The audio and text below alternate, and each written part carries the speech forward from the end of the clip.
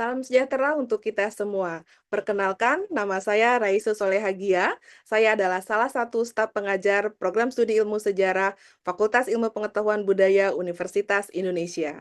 Video ini merupakan bagian dari dokumen pernyataan diri dosen sebagai bentuk dari Tridharma dalam bidang pendidikan. Salah satu mata kuliah yang saya ampu di program studi ilmu sejarah adalah pengantar ilmu sejarah. Mata kuliah ini merupakan mata kuliah wajib, di mana diambil oleh mahasiswa pada semester pertama.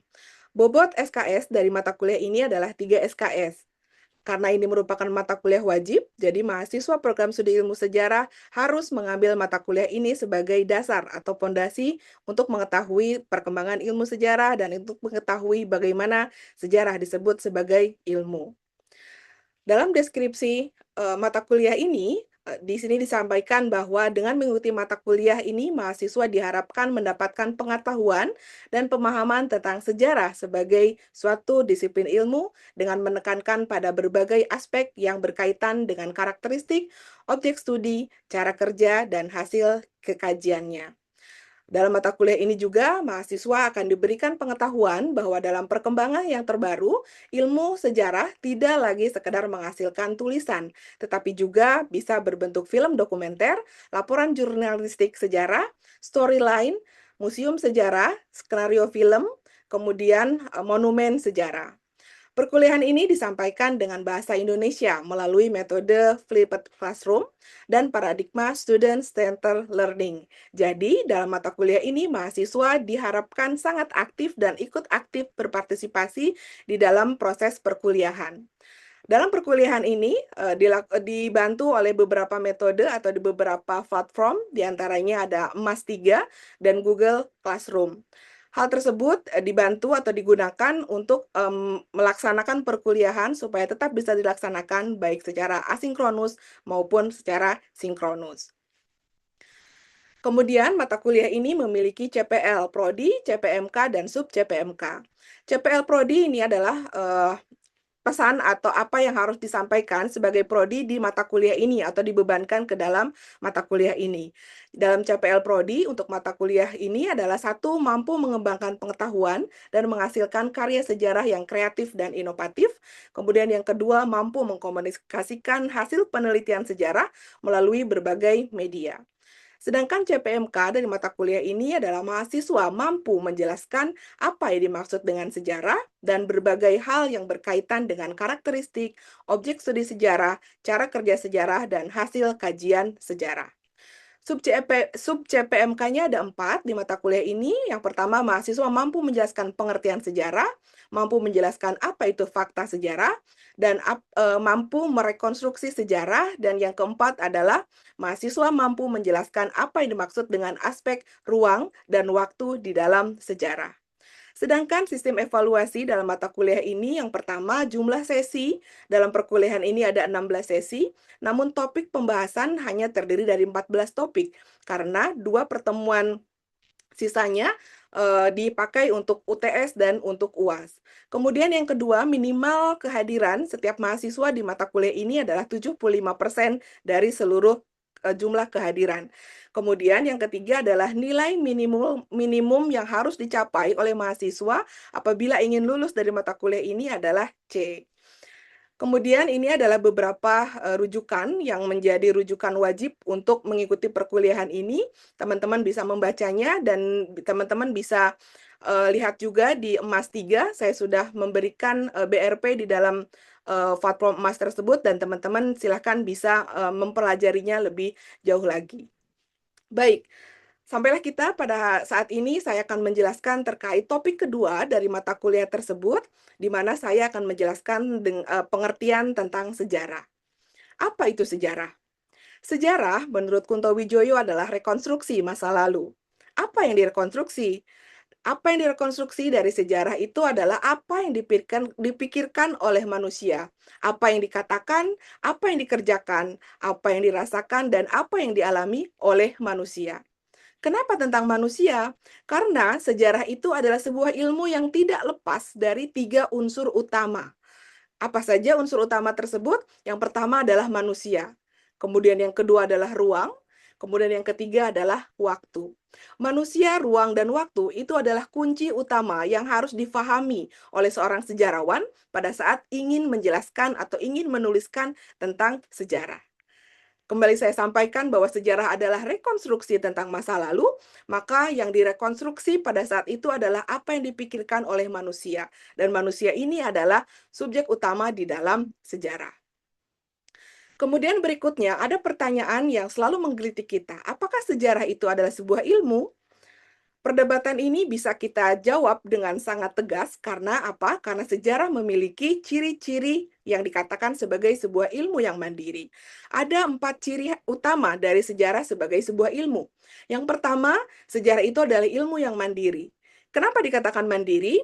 Karena sejarah memiliki filsafat ilmu, kemudian mempunyai persoalan, mempunyai metode penjelasan sendiri yang membedakan dari ilmu alam ataupun ilmu sosial. Kemudian ciri berikutnya atau ciri yang kedua dari sejarah sebagai ilmu adalah sejarah menyajikan fakta yang diakronis. Artinya apa? Sejarah mengkaji peristiwa secara kronologis dan berkesinambungan dari alur waktu. Kemudian yang ketiga adalah ideografis. Ideografis maksudnya adalah sejarah berfokus pada peristiwa-peristiwa yang unik dan spesifik. Selain itu, sejarah juga tidak dapat digeneralisasikan begitu saja. Kemudian yang keempat adalah empiris. Empiris maksudnya adalah pengetahuan sejarah didasarkan pada fakta-fakta yang diperoleh dari sumber-sumber masa lalu. Kemudian selanjutnya adalah bagaimana cara kita untuk merekonstruksi sejarah. Kalau kita sampaikan bahwa sejarah adalah rekonstruksi masa lalu, maka sejarawan harus menghadirkan masa lalu itu sebagaimana yang terjadi sebenarnya di masa lalu. Bagaimana caranya? Caranya sejarah mempunyai metode.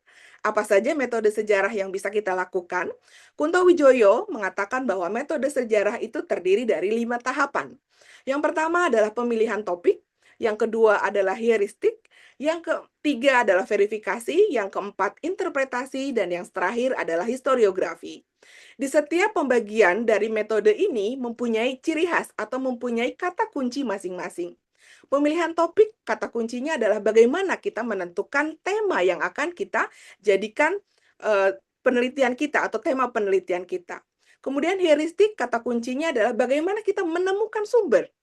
Sedangkan verifikasi adalah menguji keaslian dari sumber yang sudah kita dapatkan. Kemudian berikutnya interpretasi adalah bagaimana kita memaknai fakta-fakta yang sudah kita temukan. Dan yang terakhir adalah historiografi. Historiografi ini mempunyai kata kunci yaitu menuliskan sejarah. Kemudian selanjutnya adalah kita bergerak atau kita menjelaskan tentang definisi-definisi dari metode sejarah yang sudah saya sampaikan tadi. Pertama ini adalah pengertian dari heuristik. Heuristik secara definisi adalah berasal dari bahasa Yunani atau heuristiken gitu ya, yang berarti menemukan. Dalam penelitian sejarah, heuristik adalah kegiatan mencari, mengumpulkan, dan menghimpun jejak-jejak masa lalu yang berupa sumber sejarah. Bagaimana kita bisa mengetahui masa lalu?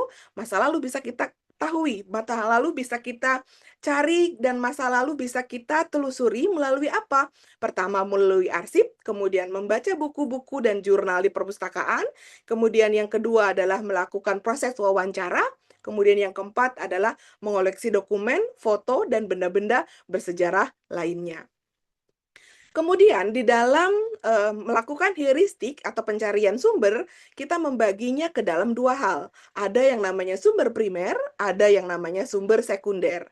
Sumber primer ini adalah keaslian dari saksi mata langsung, kemudian dokumen asli yang otentik, kemudian dilihat dari contohnya kita bisa mengklasifikasikan sumber primer itu sebagai arsip asli, diare seseorang, kemudian foto, rekaman, wawancara langsung, dan prasasti. Sedangkan sumber sekunder bisa kita temukan dari kesaksian tidak langsung yang dialami oleh seseorang, kemudian bukan dari dokumen asli, kemudian kita bisa melihat contohnya itu adalah buku tulis atau buku teks, atau skripsi, atau artikel, atau ensiklopedia lainnya. Baik, kemudian berikutnya kita masuk ke pembahasan terkait klasifikasi sumber sejarah berdasarkannya bentuk. Ada beberapa hal, pertama kita bisa melihat sumber sejarah dari tulisannya, kemudian dari lisan, dan kemudian dari benda. Dari tulisan kita bisa melihat prasasti, ada naskah, ada arsip, ada koran, buku, dan dokumen tertulis lainnya. Kalau sumber secara lisan, kita bisa melihat dari keterangan pelaku yang bisa kita dapatkan apabila kita melakukan proses wawancara. Kemudian dari sumber benda, kita bisa melihat artefak, fosil, bangunan, senjata, pakaian, gerabah, atau lainnya yang berupa kebendaan. Itu bisa menjadi sumber sejarah. Kemudian berikutnya sumber primer ini kita bisa bagi ke dalam 3 metode penelitian. Ada kearsipan, ada kepustakaan, dan kemudian ada lapangan. Ketiga pembagian ini mempunyai karakteristik masing-masing gitu ya. Kalau kearsipan kita mengumpulkan sumber dari arsip tertulis, kalau kepustakaan kita datang ke perpustakaan dan rata-rata kalau kepustakaan biasanya sumber yang kita dapatkan itu adalah sumber sekunder. Kemudian berikutnya adalah penelitian lapangan. Kalau penelitian lapangan kita bisa mencari apapun yang ada di lapangan sesuai dengan tema kita gitu ya. Baik. Selanjutnya adalah verifikasi. Namun sebelum sampai ke verifikasi, bagaimana teman-teman? Apakah penjelasan saya sampai tadi, sampai bagaimana kita menemukan sumber dapat dipahami? Dapat dipahami, Bu. Dapat Baik, dipahami, Bu. Ibu. Dapat baik. dipahami, Bu. Baik, terima kasih. Kalau begitu saya lanjutkan ya. Baik, yang berikutnya adalah pengertian verifikasi atau kritik sumber. Secara definisi, verifikasi atau kritik sumber adalah tahap pemeriksaan terhadap sumber-sumber yang telah dikumpulkan untuk membuktikan otentitas atau keaslian dan kredibilitas atau keterpercayaan. Nah, gitu ya. Jadi verifikasi ini bisa dikatakan sebagai tahap pengujian sumber. Di sini sejarawan mempunyai hak prerogatif untuk menentukan sumber mana yang bisa kita pakai. Dengan catatan, sumber tersebut harus kredibel gitu ya, harus menjelaskan sesuatu sesuai dengan apa yang terjadi di masa lalu. Tujuannya apa? Pertama, menyeleksi sumber-sumber yang layak dipakai, kemudian yang kedua memisahkan sumber yang asli dan yang palsu, kemudian yang ketiga adalah menilai apakah informasi dalam sumber tersebut dapat dipercaya atau tidak. Baik, dalam verifikasi ada 2 jenis yang bisa kita bedakan atau kritik itu akan terbagi menjadi 2 hal. Ada kritik ekstern, kemudian ada kritik intern. Di dalam kritik ekstern, apa yang harus kita lakukan sebagai seorang sejarawan? Sejarawan pada saat melakukan kritik ekstern, pertama harus menguji keaslian fisik sumber. Kemudian yang kedua dilihat dari luar dokumen apakah ini asli atau tidak.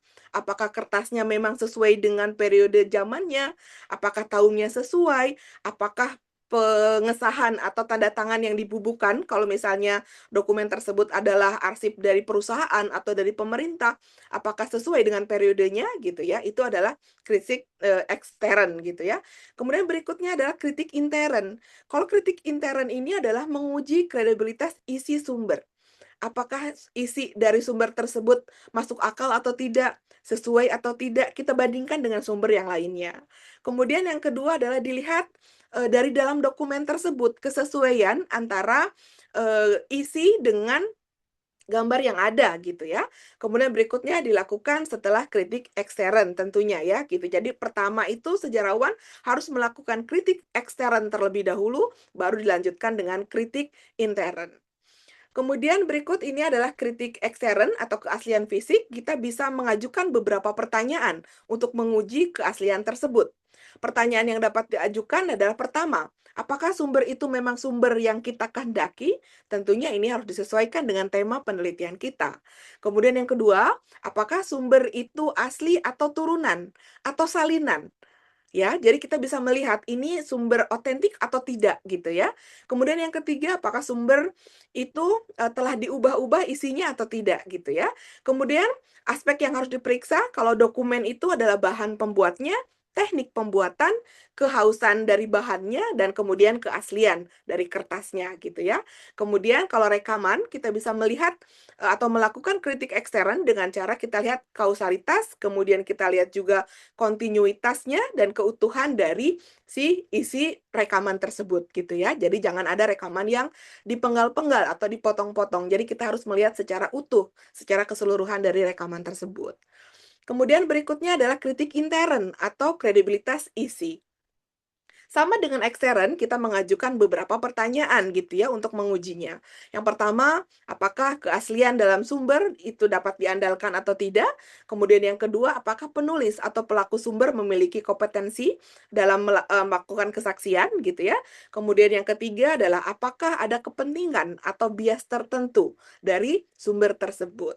Aspek yang harus diperiksa adalah bagaimana kedekatan penulis dengan peristiwa tersebut. Apakah dia saksi mata? Apakah dia pelaku?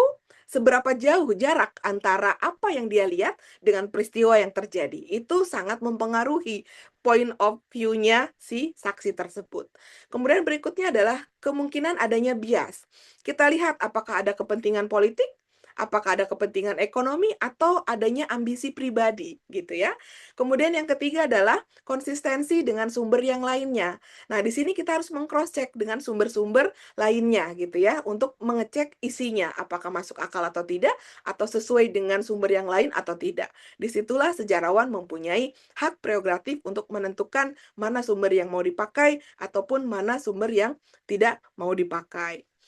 Ini adalah beberapa cara untuk memverifikasi dokumen sejarah gitu ya. Saya membuatkan bagan supaya membantu teman-teman untuk bisa mengaplikasikan gitu ya, bagaimana teman-teman mempraktekkan, bagaimana cara memeriksa sumber tersebut.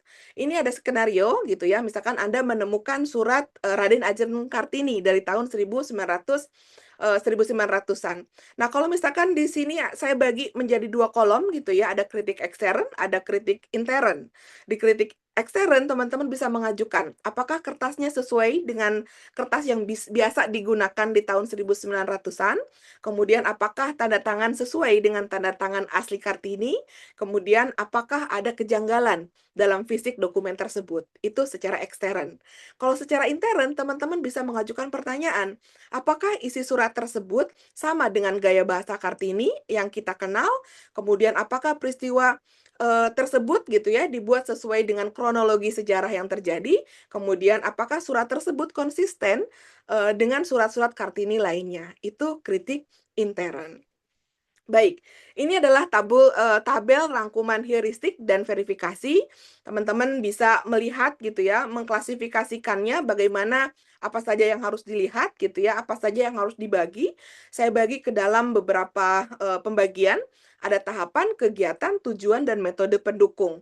Hal ini bisa membantu teman-teman memetakan sumber-sumber yang teman-teman temukan gitu ya, sehingga teman-teman, akan terbantu gitu ya pada saat teman-teman melakukan verifikasi sumber-sumber tersebut. Baik, sampai di sini ada yang mau ditanyakan teman-teman? Silahkan.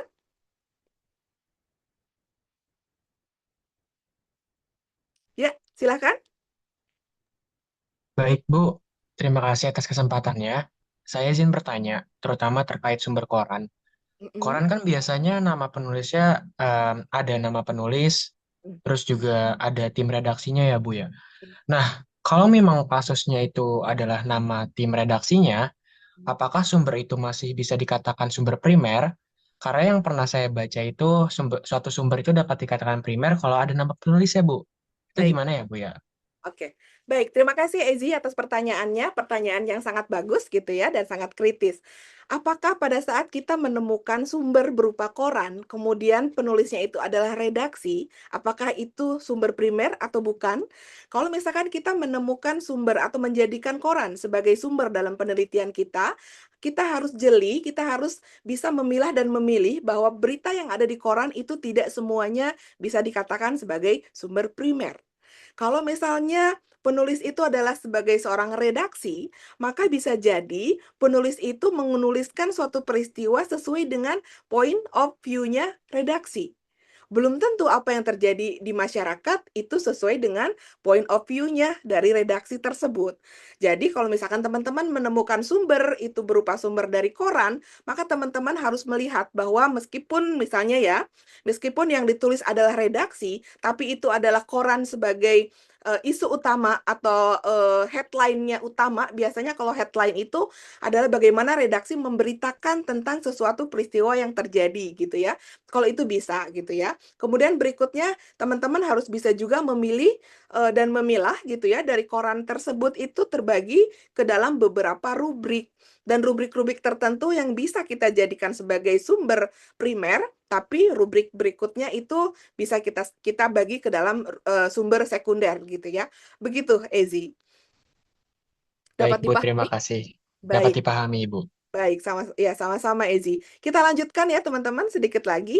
Baik. Nah, setelah tadi ada pertanyaan dari Ezi dan kemudian saya sudah menyampaikan terkait materi bagaimana kita memahami tentang atau mengetahui pengertian dari sejarah dan bagaimana sejarah itu direkonstruksi.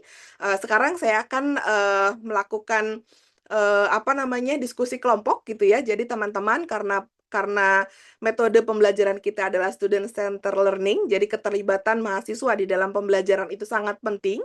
Maka saya membuat sebuah aktivitas kelas gitu ya, berupa diskusi kelompok. Nah, instruksinya ini adalah teman-teman silakan bentuk atau membuat kelompok yang terdiri dari 4 sampai 5 orang.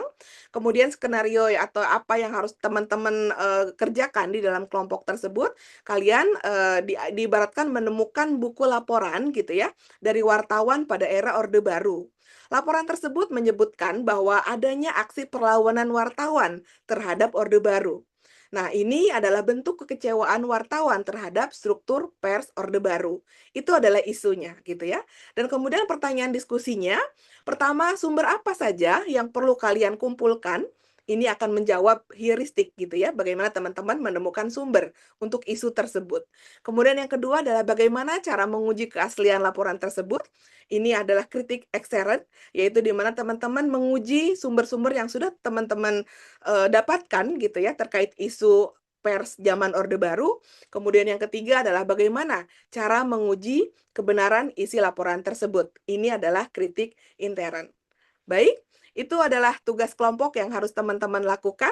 Silakan untuk melakukan diskusi kelompok untuk beberapa saat. Ya, teman-teman, apa ya jawabannya? Kalau menurutku sih sumber apa yang bisa kita kumpulkan? Kayaknya kita cari koran sejaman nggak sih? Sepakat nggak sih? Sepakat sekali. Ya, kita Iya, juga setuju bisa banget cari Laras. peraturan pada zaman itu. Izin berpendapat apabila kalau misalnya kita juga mencari seseorang ter yang ada di sana kayak pada saat itu terus kita wawancarai juga mungkin itu bisa dilakukan. Oke, Oh, baik. Ya, baik. Terima kasih teman-teman sudah berdiskusi kelompok dan kita akan kumpulkan hasil diskusi kelompok tersebut di laman emas 3.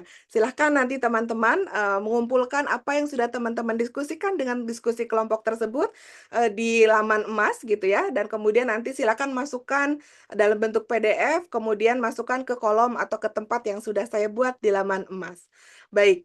Baik teman-teman, untuk pertemuan hari ini saya rasa cukup sekian. Saya akan kembali merecall gitu ya ingatan-ingatan teman-teman di materi untuk hari ini yang sudah saya sampaikan. Mungkin ada beberapa pertanyaan pemicu yang akan saya sampaikan atau saya akan tanyakan kepada teman-teman. Bagaimana caranya seorang sejarawan ingin menuliskan masa lalu? Ada yang bisa menjawab?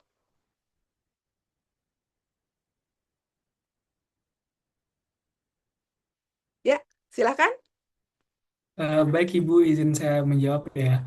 Jadi bagaimana cara seorang sejarawan untuk melakukan penulisan sejarah adalah dengan melakukan rekonstruksi terlebih dahulu. Bagaimana caranya? Itu pertama adalah dengan pemilihan topik. Lalu selanjutnya ada heuristik yang dimana adalah pengumpulan sumber, yang dimana ada sumber primer dan sekunder. Lalu ada verifikasi yang dimana ada kritik intern dan ekstern. Lalu ada interpretasi yang dimana itu adalah pemaknaan. Lalu yang terakhir ada historiografi yaitu penulisan sejarah itu sendiri. Terima kasih. Oke, baik. Terima kasih banyak Naza atas jawabannya. Ya, alhamdulillah sudah sampai kita ke akhir diskusi hari ini atau akhir pemberian materi hari ini. Jangan lupa kerjakan tugas diskusi kelompoknya untuk hari ini dan nanti kita akan diskusikan kembali di pekan yang akan datang. Terima kasih. Assalamualaikum warahmatullahi wabarakatuh. Salam sejahtera, sehat selalu. Terima kasih. Waalaikumsalam warahmatullahi Terima wabarakatuh. kasih. Waalaikumsalam warahmatullahi wabarakatuh. Terima Waalaikumsalam. kasih, Ibu. Terima kasih, Ibu.